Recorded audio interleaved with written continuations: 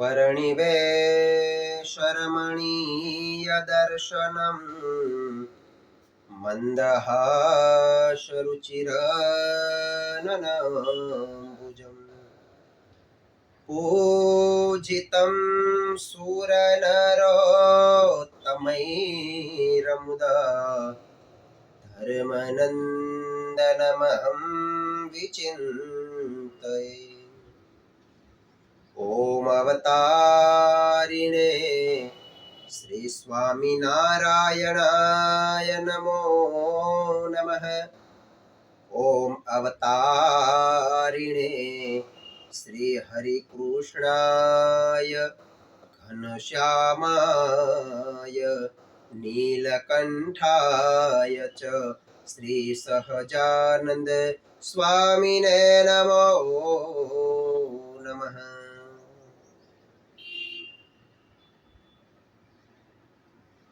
बोलो स्वामीनारायण भगवाननी जय। श्री लक्ष्मी नारायण देवनी जय। श्री नर नारायण देवनी जय। श्री हरि कृष्ण महाराजनी जय। परम कृपाळु इष्टदेव भगवान स्वामीनारायण महाप्रभु वड़ताल धाम टोरेंटो मंदिर में विराजमान लक्ष्मी नारायण देव हरिकृष्ण महाराज ना चरणों में वंदन करी सुंदर मजानी वासुदेव महात्म्य कथानु श्रवण करी रहेला वड़ताल धाम टोरेंटो मंदिर ना तमाम सत्संगीओ यूट्यूब ना माध्यम थी कथा ने सांभળી रहेला देश विदेश में वसता आप सर्वे भाविक भक्तजनों ने भाव थी जय स्वामीनारायण।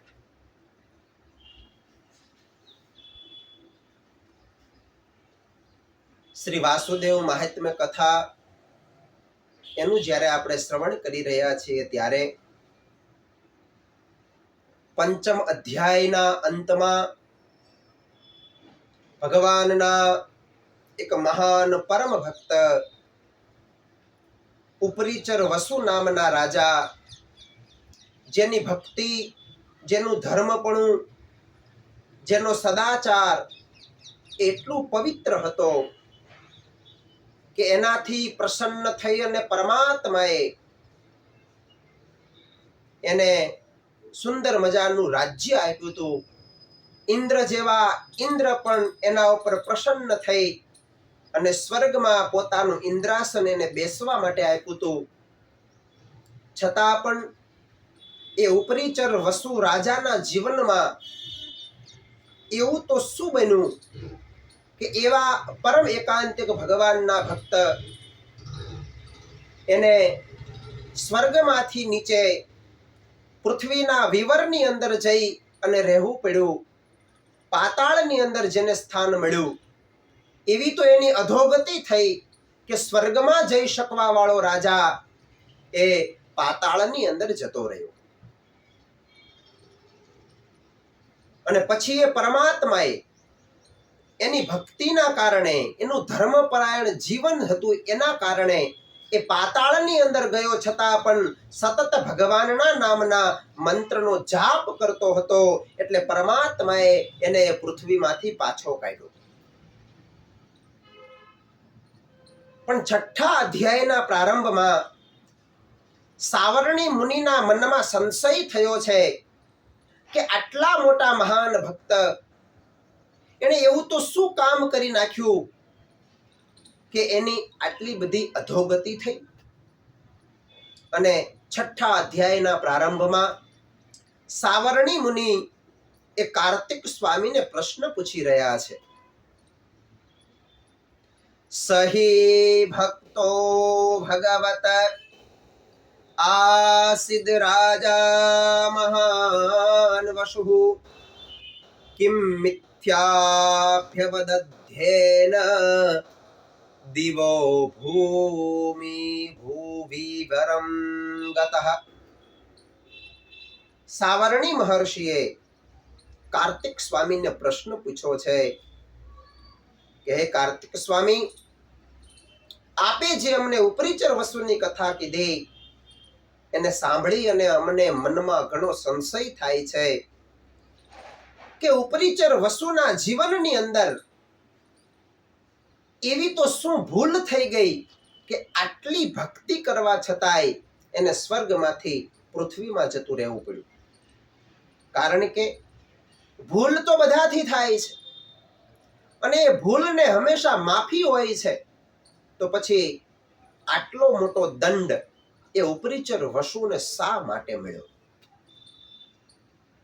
ત્યારબાદ ભૂમિની અંદર કહેતા ભૂમિના વિવરમાં જતા રહેલા એ ઉપરીચર વસુ કેનો ધૃત પુનર્ભૂમે સપ્તોષૌ પિતૃભી કૃતઃ કથમ મુક્તસ્તતો ભૂપ ઇત્યેતત્ સ્કંધ મે વદઃ. હે સ્કંધ, હે કાર્તિક સ્વામી, મે વદઃ, મને તમે કહો કે ઉપરીચર વસુ એને એવું શું કર્યું કે એને ભૂમિમાં વિવરમાં જવું પડ્યું? બીજો પ્રશ્ન કે ભૂમિના વિવરમાં ગયા પછી કેનો ધૃત, એનો ઉદ્ધાર કોણે કર્યો? એનો ઉદ્ધાર કેવી રીતે થયો એ પણ આપ કહો. અને ફરીને પાછા એને ભૂમિમાંથી પાછા બહાર કેવી રીતે કાઢવામાં આવ્યા? ત્યારબાદ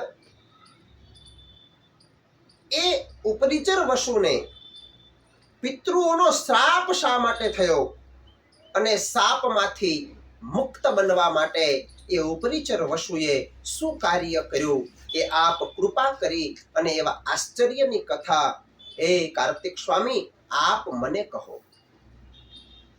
અને ત્યારે કાર્તિક સ્વામી સાવરણી મહર્ષિને ઉપરીચર વસુનું એક સુંદર મજાનું આખ્યાન છે, એ આખ્યાનની કથા સંભળાવે છે. કાર્તિક સ્વામી કહે છે કે સાવરણી મહર્ષિ, હું તમને જે કથા કહી રહ્યો છું એ કથા ઉપરીચર વસુની એટલી તો પવિત્ર છે, એટલી તો પવિત્ર છે કે એને કોઈ પણ જીવાત્મા સાંભળે તો એના તમામ પાપો થકી એને મુક્તિ મળે છે. એવું મધુર આ ઉપરીચર વસુનું આખ્યાન છે. શૃણુ બ્રહ્મન કથામેતામ વસોર્વાસવરોચિષઃ યસ્યા શ્રવણતઃ સદ્ય સર્વ પાપક્ષયો ભવે. સર્વ પાપક્ષયો ભવે. આ કથાને જે સાંભળે છે એના તમામ પાપો એનાથી એને નિવૃત્તિ મળે છે. વાલા ભક્તજનો, ભગવાનની કથાની અંદર એવો પાવર છે કે જ્યારે કર્ણ દ્વારા આપણા હૃદયની અંદર જ્યારે કથા ઉતરે છે ત્યારે ખરેખર આપણા જીવનમાં કરેલા પાપો, આપણા જીવનમાં કરેલી ભૂલો એનું પ્રાયશ્ચિત એ કથાના શ્રવણ માત્રથી થાય છે. સત્સંગી જીવનને તો એમ કીધું કે રુદંતી સર્વ પાપાની ત્વેતસ્ય શ્રવણ ક્ષણે. ભગવાનની કથા જ્યારે થાય છે, ભગવાનના ભક્તોના આખ્યાનો અને ચરિત્રોને જ્યારે આપણે સાંભળીએ છીએ ત્યારે રુદંતી સર્વ પાપાની, જે આપણી અંદર રહેલા જે પાપો છે ને એ પાપો એ રડવા લાગે છે, રડે છે અને એ પાપો થકી એ જીવાત્માને મુક્તિ મળે છે. કાર્તિક સ્વામી સાવરણી મહર્ષિને કહે છે કે ઉપરીચર વસુની આ અધોગતિ એ માત્ર ને માત્ર એક મિથ્યા આલાપ કરવાના કારણે થઈ છે, એક મિથ્યા વાણી બોલવાના કારણે થઈ છે, એક ખોટું વચનના કારણે આજ ઉપરીચર વસુ જેવા મહાન ભક્ત એને સ્વર્ગમાંથી પાતાળની અંદર જવું પડ્યું છે. માટે ભગવાન સ્વામિનારાયણે કીધું કે જીવનની અંદર ક્યારેય પણ મિથ્યા ભાષણ કરવું ને, ખોટું બોલવાનું કેટલું પરિણામ હોય છે. ખોટી જગ્યાએ જાણ્યા જોયા વગર પોતાના સ્વાર્થને માટે અપાયેલું વચન, એ વચન કેટલું ભયંકર હોય છે એ આપણને ઉપરિચર વસુના કથાના માધ્યમથી સાંભળવા મળશે. વાલા ભક્તજનો, મિથ્યા ભાષણ ક્યારેય કરવું નહીં. જે વાતને આપણે જાણતા ન હોય, આપણો ગમે તેવો સ્વાર્થ છુપાયો હોય, પણ કોઈ જગ્યાએ ખોટી જુબાની આપવી નહીં. આપણે બધા જ જાણીએ છીએ કે મહાભારતની અંદર યુધિષ્ઠિર રાજાને ખોટું બોલવાનું શું પરિણામ મળ્યું. જ્યારે મહાભારતનું ભીષણ યુદ્ધ ચાલી રહ્યું હતું, 18 દિવસ સુધી ચાલેલું, જેમાં હજારો ને લાખો માણસોની કતલ થઈ, એવું મહાભારતનું ભયંકર યુદ્ધ. જ્યારે કૌરવોની સેના એ પાંડવોની ઉપર જ્યારે હેવી થવા માંડી, ત્યારે કૃષ્ણને ચિંતા થઈ. અને પાંડવો અને કૌરવોના ગુરુ એવા દ્રોણાચાર્યજી એ જ્યારે પોતાના એ બાણ દ્વારા પાંડવોની સેનાનો સર્વનાશ કરવા લાગ્યા, અને એમ કૃષ્ણને એમ લાગ્યું કે જો આ દ્રોણાચાર્યજી સાંજ સુધી આવી રીતે યુદ્ધ કરશે તો પાંડવોને કોઈ બચાવી નહીં શકે. તો હવે દ્રોણાચાર્યને પરાસ્ત કરવા માટે કરવું શું? તો વાલા ભક્તજનો, દ્રોણાચાર્યજીનો એક નિયમ હતો. એને એવી પ્રતિજ્ઞા લીધેલી હતી કે જે દિવસે મારો પુત્ર અશ્વત્થામા મૃત્યુ પામ્યો છે આવા સમાચાર મળશે, એ જ સમયે હું મારા હાથના હથિયારને છોડી દઈશ. પોતાના પુત્રનું નામ અશ્વત્થામા છે, અને અશ્વત્થામા જે દિવસે હણાશે તે દિવસે હું હથિયાર મૂકી દઈશ. કૃષ્ણને ચિંતા થઈ કે ગુરુને રોકવા માટેનો એક જ રસ્તો છે. અને ભીમ, અર્જુન આ બધાએ કૃષ્ણની પાસે આવ્યા અને કીધું, હે પ્રભુ, આનો કઈક રસ્તો કાઢો. ગુરુ દ્રોણાચાર્યજી જો સાંજ સુધી યુદ્ધ કરશે તો નથી લાગતું કે આપણે વિજય મેળવી શકીશું. અમારા માટે હવે તમે જ અમારું શરણ છો, તમે જ અમને રસ્તો બતાવો. ત્યારે ભગવાન કૃષ્ણે કીધું કે રસ્તો તો બતાવું, પણ એના માટે ખોટું બોલવું પડશે. અને ભીમે કીધું, કઈ વાંધો નહીં પ્રભુ, તમે જે કોઈ ખોટું બોલવા તૈયાર છીએ, પણ જલ્દી રસ્તો બતાવો. ત્યારે ભગવાન કૃષ્ણ ભીમને કહે છે, સાંભળ, ગુરુ દ્રોણે એવી પ્રતિજ્ઞા લીધેલી છે કે મારો પુત્ર અશ્વત્થામા એ જ્યારે મૃત્યુ પામશે ત્યારે હું હથિયાર છોડી દઈશ. ભીમ કહે, પણ પ્રભુ એનાથી શું ફાયદો? ત્યારે ભગવાન કૃષ્ણ ભીમને એમ કહે છે કે જો કોઈ દ્રોણાચાર્યજીને એવા સમાચાર આપે કે અશ્વત્થામા મરાઈ ગયો છે તો એ હથિયાર છોડી દેશે. હથિયાર છોડશે તો હે અર્જુન, તું ધનુષ હાથમાં ઉપાડી અને દ્રોણાચાર્યજીનો સંહાર કરજે. આ વાત નક્કી થઈ. ભીમ કે કઈ વાંધો નહીં, હું જૈન ગુરુ દ્રોણાચાર્યજીને સમાચાર આપી આવું છું. અને જ્યાં દ્રોણાચાર્યજી પાંડવ સૈન્યનો કચ્ચર ઘાણ કરી રહ્યા છે એ બાજુ આજ ભીમ પોતાનો રથ લઈને આવ્યો છે, અને રથ લઈને ગુરુ દ્રોણાચાર્યજીને કહે છે, એ ગુરુ દ્રોણાચાર્યજી, અશ્વત્થામા મરાઈ ગયો છે. આમ જ્યાં શબ્દ સાંભળ્યા ને થોડીક વાર ને માટે તો ગુરુ દ્રોણાચાર્યજીએ પોતાના હથિયાર આમ નીચે કરી લીધા, પણ ફરી પાછા ઊંચા કરીને કીધું, હે ભીમ, તારા ઉપર મને વિશ્વાસ નથી. કારણ કે તું છઠ્ઠીમાં પણ સાચું રોયો નથી. તારા ઉપર વિશ્વાસ ન કરું. તારો ભાઈ યુધિષ્ઠિર જો આવીને કહે કે અશ્વત્થામા મરાયો છે તો વિશ્વાસ કરું, કારણ કે યુધિષ્ઠિર છે એ સત્યવાદી છે. બાકી તારા ઉપર મને વિશ્વાસ નથી. તું છઠ્ઠીમાં સાચું રોયો નથી. ભીમનું અપમાન થયું એવું લાગ્યું. ભીમ દોડતો દોડતો ભગવાનની પાસે આવ્યો. હે પ્રભુ, ગુરુ તો આવું મને કહી દીધું, અપમાનિત કર્યો મને. ત્યારે ભગવાન કૃષ્ણ કહે તો હવે યુધિષ્ઠિરજીને તૈયાર કરવા પડશે. અને પછી બધા યુધિષ્ઠિર મહારાજની પાસે આવી અને યુધિષ્ઠિર મહારાજને કીધું છે કે તમારે જો આ યુદ્ધની અંદર વિજય મેળવવો હોય તો એક નાનકડું ખોટું બોલવું પડશે. અને ત્યારે યુધિષ્ઠિર મહારાજે કીધું, પ્રભુ,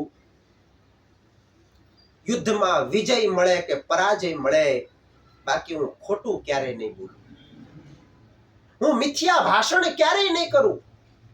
અમારે રાજ્ય નથી જોઈતું. એવા રાજ્યનો શું મતલબ કે જેમાં ખોટું બોલી કપટ કરી અને રાજ્ય મેળવવું હોય. ત્યારે ભીમ ને ભગવાન કૃષ્ણ કહે છે કે ભૈયા, ખોટું નહીં બોલીએ તો આપણો પરાજય નિશ્ચિત છે.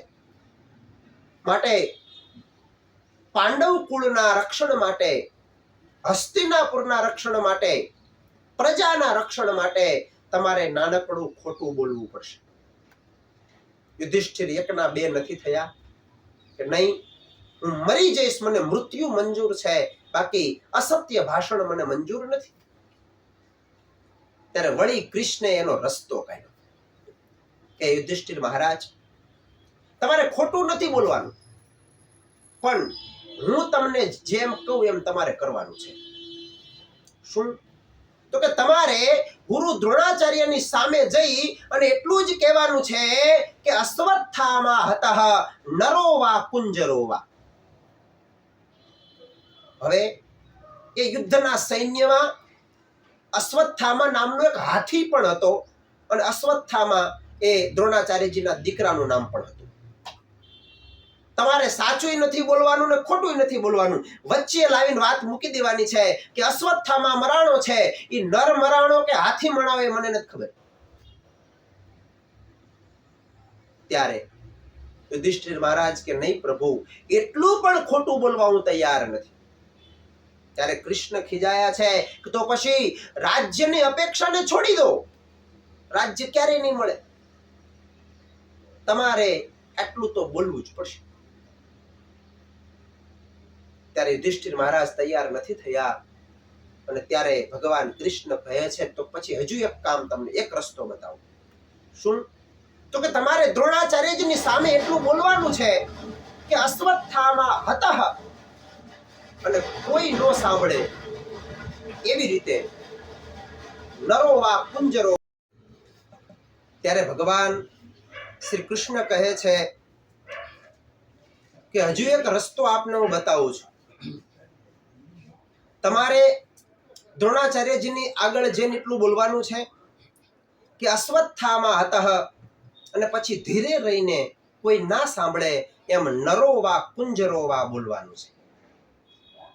બહુ જ્યારે યુધિષ્ઠિરજીને મનાવવામાં આવ્યા, અર્જુન, ભીમ, ભગવાન કૃષ્ણ બધાએ જ્યારે યુધિષ્ઠિર મહારાજને કીધું કે આટલું ખોટું બોલવામાં કોઈ પાપ નથી, આનાથી તમારું કઈ નુકસાન નહીં થાય. અને ત્યારે યુધિષ્ઠિર મહારાજ એ તૈયાર થયા અને જે બાજુ દ્રોણાચાર્યજી મહારાજ એ પાંડવોના સૈન્યનો વિધ્વંસ કરી રહ્યા છે ત્યાં જઈ અને યુધિષ્ઠિર મહારાજે ગુરુ દ્રોણાચાર્યજીને વંદન કર્યા અને કીધું કે ગુરુ મહારાજ, અશ્વત્થામા હતઃ, અને પછી ધીરે રહીને બોલ્યા નરો વા કુંજરો વા.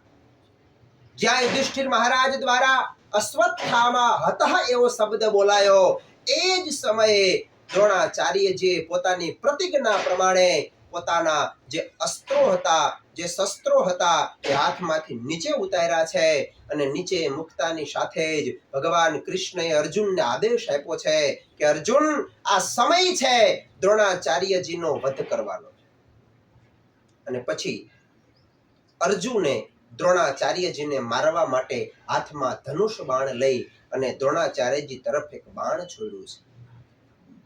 યુધિષ્ઠિર મહારાજ ખાલી આટલું જ બોલ્યા ખોટું કે અશ્વત્થામા હતઃ નરો વા કુંજરો વા. કુંજર કહેતા હાથી, નર કહેતા માણસ. એ માણસ પણ હોઈ શકે અને હાથી પણ હોઈ શકે, પણ શાસ્ત્રોની અંદર આ કથા લખાણી વાલા ભક્તજનો આટલું મિથ્યા બોલવાના કારણે યુધિષ્ઠિર મહારાજનો જે રથ હતો એ રથ જમીનથી એક વેત કહેતા 12 ઇંચ પૃથ્વીથી ઊંચો ચાલતો હતો, એટલું એમનું સત્યનું બળ હતું. પણ જે આટલું જ મિથ્યા બોલ્યા, એ જ સમયે એ રથ એ પૃથ્વી ઉપર પછડાયો છે. મિથ્યા બોલવાનું, ખોટું બોલવાનું આટલું મોટું પરિણામ હોય છે. અને ઉપરીચર વસુ જે હતા, એમણે ખાલી એમના જીવનની અંદર એક વખત થોડુંક ખોટું બોલ્યા છે, અને એના કારણે એમને એ પૃથ્વીના વિવરની અંદર જવું પડ્યું છે. એટલે આજ કાર્તિક સ્વામી કહે છે કે હું તમને જે ઉપરીચર વસ્તુની કથા સંભળાવવા જઈ રહ્યો છું, એ એવી તો પરમ પવિત્ર છે. એને કોઈ જીવાત્મા સાંભળે છે તો તરત જ એ જીવાત્માના તમામ પાપો થકી એને મુક્તિ મળે છે. અને પછી કાર્તિક સ્વામી એ ઉપરીચર વસુના આખ્યાનની કથા સંભળાવી રહ્યા છે. એ સાવરણી મહર્ષિ સ્વાયં ભુવાંતરે પૂર્વ મિન્દ્રો વિશ્વજિતાવયઃ આરંભે મહાયજ્ઞ મસ્વમેધાવિધમ મુનેઃ. હે સાવરણી મુનિ, પૂર્વે સ્વયંભુવ મન્વંતરની અંદર ઇન્દ્રનું નામ વિશ્વજીત હતું. અને એ વિશ્વજીત ઇન્દ્રએ એક યજ્ઞનો આરંભ કર્યો છે. એ યજ્ઞનો આરંભ કરવા માટે ઇન્દ્રને એક એવો વિચાર આવ્યો છે કે મારે હિંસામય યજ્ઞ કરવો છે. આ વખતે યજ્ઞના માધ્યમથી મારે કેટલા બધા પશુઓની બલિ ચડાવી અને એનું જે હવિષ્યાન એ મારે જમવું છે. આવો સંકલ્પ થતા એને બધા જ દેવતાઓને જોડે રાખી અને એક યજ્ઞનો આરંભ કર્યો છે. અને એ યજ્ઞની અંદર મોટા મોટા ઋષિ મુનિઓને બોલાવવામાં આવ્યા છે, મોટા મોટા રાજાઓને બોલાવવામાં આવ્યા છે. દરેક દેવતાઓ 33 કોટી દેવતાઓ આજ એ યજ્ઞના ભાગીદાર થયા છે. એ દેવતાઓ પણ કેવળ ને કેવળ લોભના કારણે પોતાની લોલુપતાને તૃપ્ત કરવાને માટે, કારણ કે વાસુદેવ મહાત્મા એમ કહે છે કે આજ ઇન્દ્ર આદિક દેવતાઓ કેવા બન્યા છે તો કે રસલુપ્તાહા, રસને ચાખવા વાળા. રસના કારણે એમને જે લોભ જાગ્યો છે એના કારણે આજ હિંસામય યજ્ઞ કરવા તૈયાર થાય. અને એમાં મોટા મોટા ઋષિ મુનિઓ આજ એ યજ્ઞની અંદર આવ્યા છે. અને યજ્ઞના મંડપની અંદર જ્યારે ઋષિ મુનિઓએ પ્રવેશ કર્યો છે ત્યારે એમણે સરસ મજાનો યજ્ઞ મંડપ જોયો. અને યજ્ઞની બાજુમાં બકરા આદિક પશુઓ એ આક્રંદ કરી રહ્યા છે, ચીસો પાડી રહ્યા છે, કારણ કે એમને ખ્યાલ છે કે અમારી બલિ આ યજ્ઞની અંદર થવાની છે. અને બકરાઓને આક્રંદ કરતા જોઈ આજ ઋષિ મુનિઓના મનની અંદર કરુણા ઉત્પન્ન થઈ છે. અને કરુણા ઉત્પન્ન થવાના કારણે એ સંતોના હૃદયની અંદર અતિ દુઃખ થયું છે કે અરે આ દેવતાઓ આજ હિંસામય યજ્ઞનો પ્રારંભ કરશે. અને વેદો, પુરાણો, શ્રુતિઓ, સ્મૃતિઓ હિંસાને સર્વથા ના પાડી રહ્યા છે. અને એમાં જે ઋષિ મુનિઓ આવ્યા છે, જેમાં મુખ્ય વશિષ્ઠ આદિક ઋષિ મુનિઓ છે, એ ઋષિ મુનિઓ પણ વિચરણ કરતા કરતા ત્યાં પધાર્યા છે.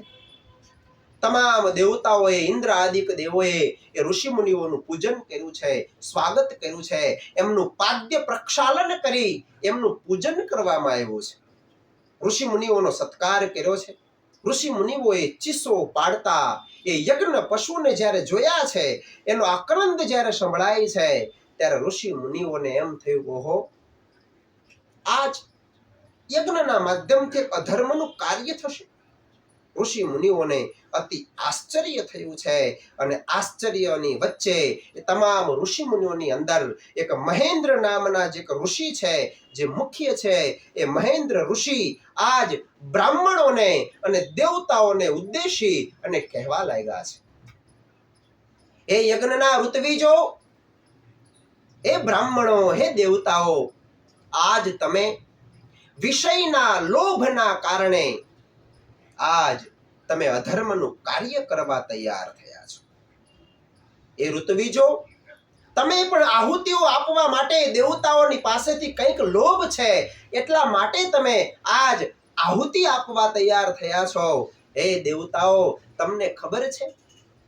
હે બ્રાહ્મણો, તમને ખબર છે કે બ્રહ્માએ જ્યારે આ સૃષ્ટિની રચના કરી છે ને, ત્યારે તમે સત્વ ગુણ પ્રધાન તમે બ્રાહ્મણો કહેવાઓ છો. માટે તમે આ ધર્મનું કાર્ય રહેવા દો. આનાથી ભગવાન ક્યારે રાજી નહીં થાય. યજ્ઞ તો જવ અને તલથી, હવિષ્યાન્ન ખીરથી એનો હોમ કરી અને પછી એ યજ્ઞનું ફળ મળે ને શ્રેષ્ઠ છે. પણ આ પશુઓને મારી અને યજ્ઞ કરવા એ સારું નથી. વાલા ભક્તજનો, ખરેખર યજ્ઞ એ જવ અને તલથી હોમાવો જોઈએ. યજ્ઞ એ સત્વ ગુણ પ્રધાન હોવો જોઈએ. એની સામગ્રીઓ સાત્વિક હોવી જોઈએ. પણ આજે દેવતાઓની બુદ્ધિ ફરી છે અને હિંસામય યજ્ઞ કરવા તૈયાર થયા છે. અને હિંસામય યજ્ઞની અંદર ઋષિ મુનિઓના ના પાડવા છતાં પણ દેવતાઓ આજ માનવા તૈયાર નથી. વાલા ભક્તજનો, વેદો અને પુરાણો, ઋષિ મુનિઓ, સાધુ સંતોએ પોકારી અને સમાજને કહી રહ્યા છે કે દેવોની આગળ, પોતાના કુળદેવીની આગળ કોઈ પણ પ્રકારની બલિ એ ખરેખર માન્ય નથી. સખત વિરોધ એનો શાસ્ત્ર કરી રહ્યા છે. પણ જે લોકો કરી રહ્યા છે એ માત્ર ને માત્ર પોતાના સ્વાર્થ માટે, પોતાના વિષયની લોલુપતાની પૂર્તિ કરવા માટે કરી રહ્યા છે. અને એનું પરિણામ ક્યારેય સારું આવતું નથી. એટલા માટે સ્વામિનારાયણ ભગવાને પણ હિંસામય યજ્ઞનો સખત વિરોધ કર્યો છે. સ્વામિનારાયણ ભગવાન જ્યારે વિચરણ કરતા કરતા ભુજની અંદર આવ્યા છે, ત્યારે ભુજની અંદર ત્યાંના રાજાના 3 અમાત્ય બ્રાહ્મણો હતા. એકનું નામ કુબેરજી, બીજાનું નામ જગજીવન અને ત્રીજાનું નામ રામચંદ્ર. એમાં જે જગજીવન હતા એ ખૂબ વિદ્વાન, એને પોતાના વિદ્વત્તાનું ખૂબ અભિમાન હતું.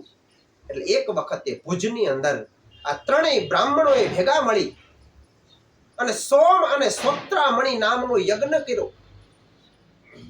અને યજ્ઞની અંદર દૂર દૂરથી મોટા મોટા રાજાઓને, મોટા મોટા સાધુ સંતોને, મોટા મોટા પંડિતોને ત્યાં બોલાવ્યા છે. અને એ સમયે ભગવાન સ્વામિનારાયણ ભુજની અંદર હતા.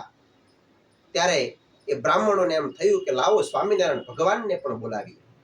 અને સ્વામિનારાયણ ભગવાન એ યજ્ઞની અંદર આવ્યા છે. સ્વામિનારાયણ ભગવાનનું પૂજન કર્યું છે, સ્વાગત કર્યું છે. અને એ જ સમયે સ્વામિનારાયણ ભગવાને એ યજ્ઞ મંડપની બાજુમાં ચીસો પાડતા, કરુણ આક્રંદ કરતા એ પશુ બલિ, બકરા આદિકને જોયા છે. અને ત્યારે સ્વામિનારાયણ ભગવાન એ કુબેરજી નામના બ્રાહ્મણને કહેવા લાગ્યા છે કે હે ભૂદેવ, આપે મને આમંત્રણ આપ્યું એટલે હું અહીં આવ્યો છું. પણ એક વાત યાદ રાખજો, કોઈ પણ સજ્જનોએ, કોઈ પણ સાધુ સંતોએ, કોઈ પણ મહાપુરુષોએ ક્યારેય પણ એવા સ્થાનની અંદર જવું ન જોઈએ કે જ્યાં હિંસા થતી હોય. અને જો તમે ત્યાં જાઓ તો તમારે સત્ય બોલવું જોઈએ, એનો વિરોધ કરવો જોઈએ. અને એટલા માટે જ્યારે આપે મને બોલાવ્યો છે ત્યારે હું આપને સત્ય કહું છું કે હિંસામય યજ્ઞ ક્યારેય કરવાથી સુખ મળતું નથી. કોઈ પણ જીવને હિંસા કરવાની મનાઈ છે તો પછી હે બ્રાહ્મણો, તમે હિંસા કેવી રીતે કરી શકો? એ બ્રાહ્મણો, એ કુબેરજી, બ્રાહ્મણના ઘરે જન્મ લેવાથી ખાલી બ્રાહ્મણ નથી થવાતું. સદાચારનું પાલન કરે ને ત્યારે જ એને પવિત્ર બ્રાહ્મણ કહેવાય છે. ખાલી વિદ્યા ભણવાથી કોઈ બ્રાહ્મણ નથી કહેવાતા, પણ એનો સદાચાર, ધર્મનું પાલન, શાસ્ત્રનું શ્રવણ અને શાસ્ત્રની મર્યાદાનું પાલન જે જીવાત્મા કરે છે એ જ ખરેખર સાચો પવિત્ર બ્રાહ્મણ છે. માટે હે કુબેરજી, આ હિંસામય યજ્ઞ સારો નથી. વિદ્વાન તો એ રાવણ પણ હતો, તો શું એને બ્રાહ્મણ કહેવાય?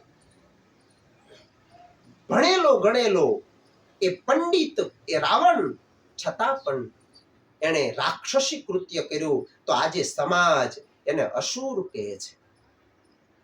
માટે ભણવાથી કઈ બ્રાહ્મણત્વ નથી આવતું.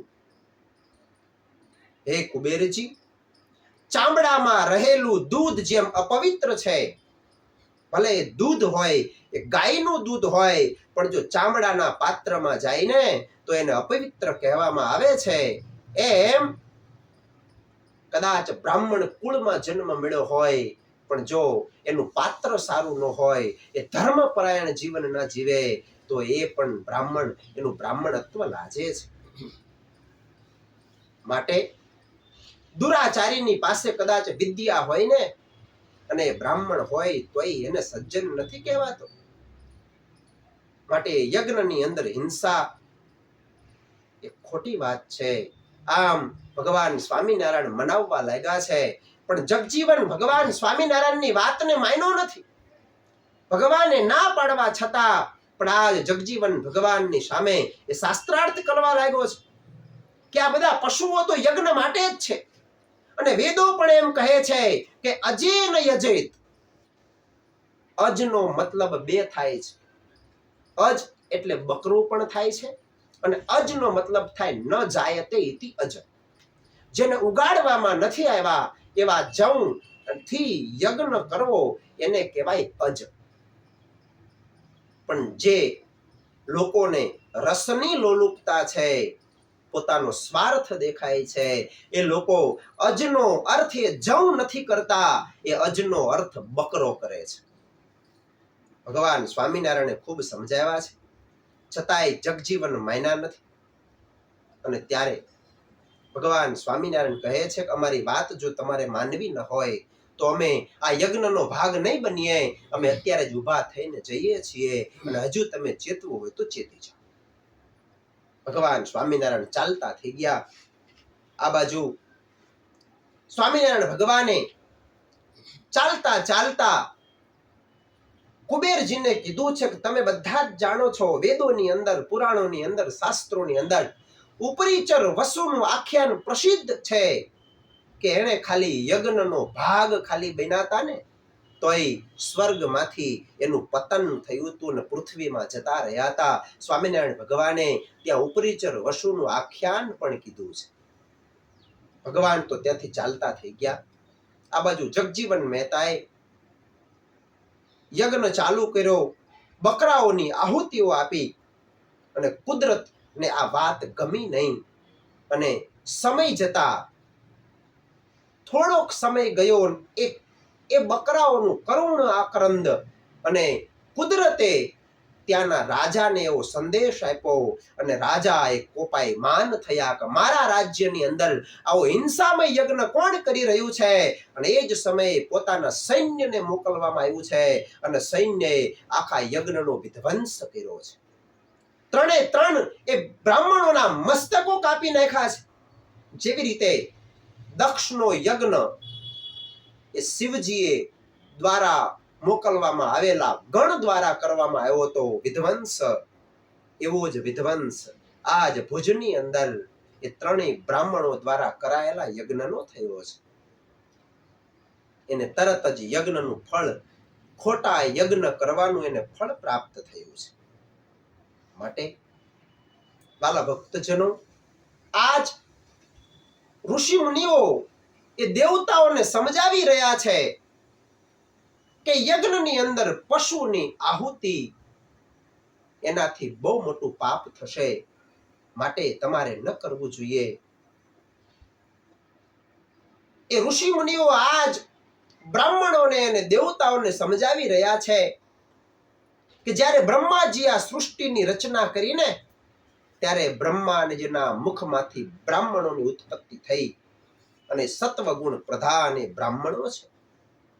ત્યારબાદ રજો ગુણથી મનુષ્યોનું અને રાજાનું સર્જન કર્યું છે અને તમો ગુણથી અસુરોનું સર્જન કર્યું છે.